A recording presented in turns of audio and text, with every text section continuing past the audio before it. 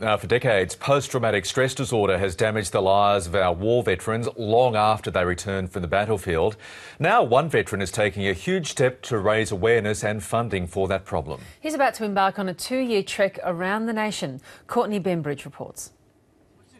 This will be home for Royce Hardman and his staffy Trigger for the next 2 years.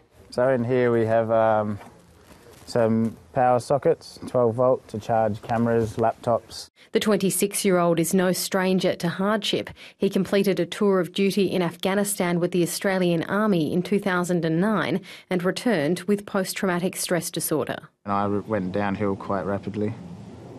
And when I didn't come back, I realised there's a bit more going on. His struggle with PTSD is at the heart of his coming trek, a personal Everest to help others suffering with the condition.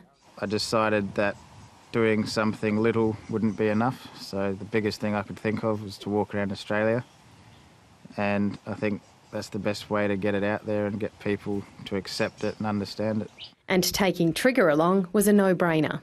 I think you'll love it. What dog doesn't like walkies? The pair hope to set off from Perth in late September, where the walk will head across the Nullarbor in the summer heat. I think I'm as prepared as I can be. But having Trigger with me will be a big help and he'll get me through it. And as for Trigger, special boots to protect paws from the burning bitumen, and the dog can rest in the cart if it all becomes too much. Trigger will be more comfortable than me. The trek is already gaining traction online, and it's hoped it will raise more than $250,000 for the charity Soldier On.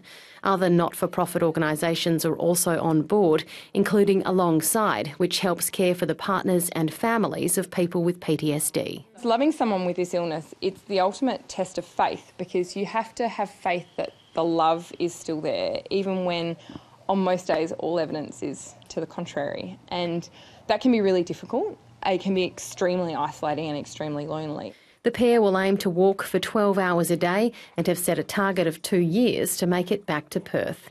Courtney Bembridge, ABC News.